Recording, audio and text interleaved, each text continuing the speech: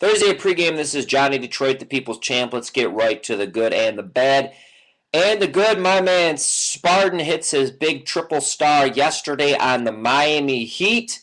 New York Knicks tried putting the scare into the Miami backers late, but the Heat hold out for the win and the cover, eliminating the Knicks from the playoffs. And to the not so good, it's a two-parter one. Marco's one of my closest friends in this business, and he had the Detroit Tigers as his mismatch game of the week. And being a Detroit Tigers season ticket holder, it was also bad for me as I'm a huge Tigers fan, and it just seems the pitching is there, but those mighty bats that everyone was all excited about dropped the World Series odds and had them on par with teams like the Rangers and the Phillies, have not been hitting as of late. So tough loss for Marco as he handicapped the game in terms of everything else correctly. Just those bats are still not alive. So a loser yesterday for Marco.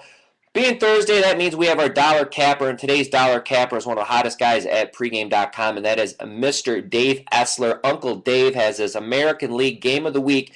It's his 3-star.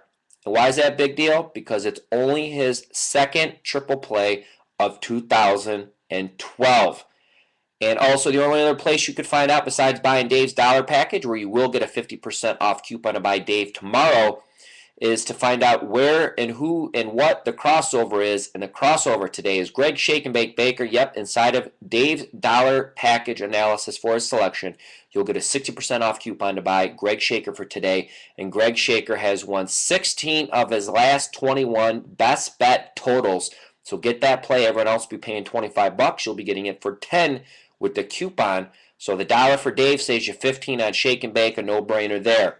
Also being Thursday, it's the final day of the 3-day slash, and that is a Vegas runner, Greg Shaker, Dave Essler. Their 7 and 30 days are discounted until midnight tonight. Take advantage of that.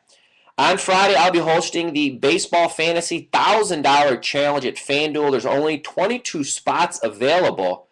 $50 gets a shot at $500 first place, $300 second, $200 for third, and best of all, if you beat Johnny Detroit, you will get your entry fee credited back into your account. You heard it right. You can go to the pregameforums.com and my daily post. You'll see all the information, or you can email me details at johnny@pregame. Once those 22 spots, or 21 actually, because I'm for sure going to be taking one for obvious reasons, is once those are filled, there will be no exceptions. It is a capped contest. To the Pops and free picks, he's on a 3-0 run. Usually we go 10-1, 11-1, but I'm a big fan of Will Cashman. I love his analysis. He's on a 3-0 run. He lags under in the Celtics tonight. And my tip of the day is for the Preakness. By no means am I Dave Tooley or Marco D'Angelo, but historically, anyone who's followed me at pregame, when it comes to the Triple Crown, I've been pretty successful the past couple years. I called out when Big Brown we had no shot in that third race and broke down a huge detailed analysis last year. I gave you the exact, it paid huge, called out Animal Kingdom. As I feel with the Triple Crown, there's a lot of things you could look into, and people watch the Kentucky Derby, they see certain things for certain horses, and they automatically assume that's going to correlate into the Preakness.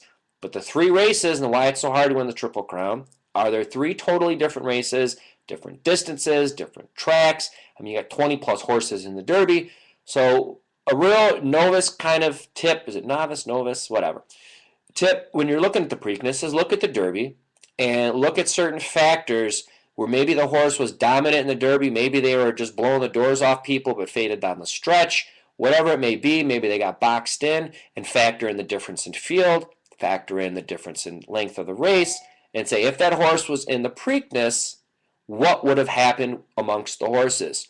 Sounds really basic, but to be honest, I'm sure there's tons of horse racing experts say, well, you should look at this. You don't know what they're talking about. All I know is that anyone who's followed me at pregame using very basic, how do they do in similar track conditions and get over the hoopla and hype of everybody saying this horse at the Derby or this or that or this, is I like to look at this race compared to how they've raced before, similar conditions. Is there an edge? Am I getting value? And that's one of the things you can look at. So from Johnny Detroit to all of you, best of luck. I'm back on Friday. Thanks for watching.